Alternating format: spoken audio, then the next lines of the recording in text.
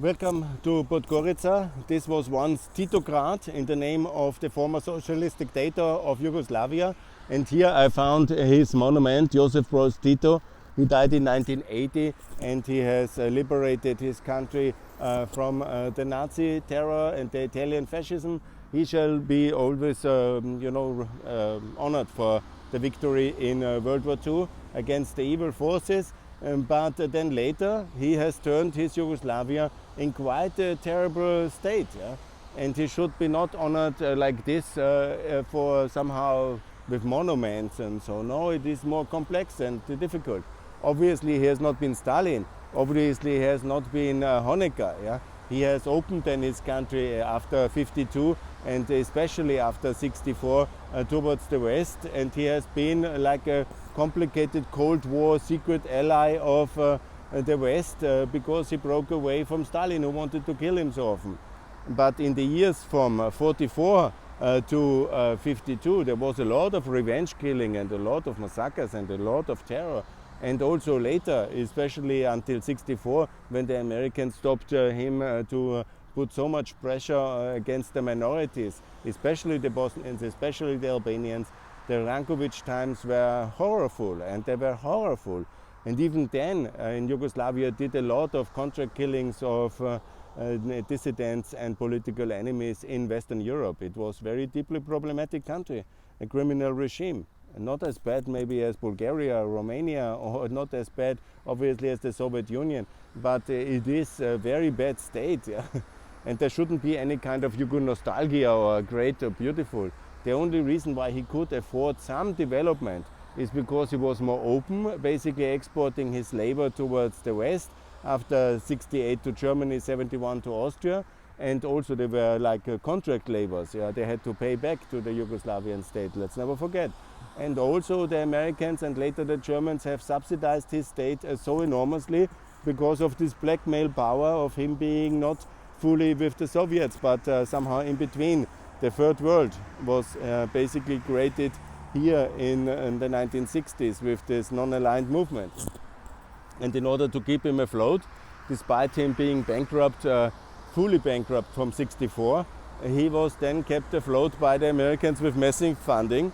And the breakup of Yugoslavia is very much due to the absolute bankruptcy after the Sarajevo Olympic Games and the decision in the second Reagan term to stop to fund all these socialist dictators who are not aligned with the Soviet Union in order to harm the Soviet Union. When Gorbachev came to power, Gorbachev was then there, so there was no longer the need to subsidize like crazy Yugoslavia in the post-Tito times. And then Milosevic understood the system is broke and he went bonkers and he started all the wars as a personal power bid, but also to rob money and assets and goods and industrial assets and mining potential from the rest of the republics. And so the whole story went into full decline.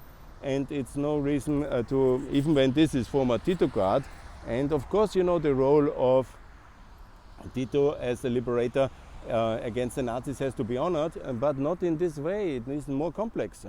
And so therefore I call for the removal of this monument and also to build a museum of Yugoslavian war crimes and then to discuss all the things which were done in the name of Yugoslavia back then. Because this has all led to the disasters of the 90s, and it must be in the whole complex dimension discussed and not in a kind of glorification of the past. That's wrong, and that is a difficult process in Yugoslavia. I understand it fully, but it's one that needs to be started in order also to make Montenegro fully compatible with the transparent and culture of coping with the past, which we need to have in the European Union.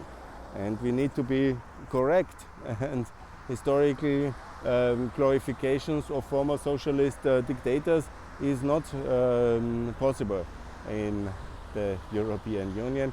And it's a difficult process, but it has to be started also in this country, which is so much advanced already and has achieved so much. And again, I can protest, for example, against the removal of this plaque in Morin, in the former concentration camp of the Yugoslavian army in Morin, this beautiful city, where so many Croatians were tortured in '92. And you need to commemorate your criminal past in order to be ready for the joint future in the European Union.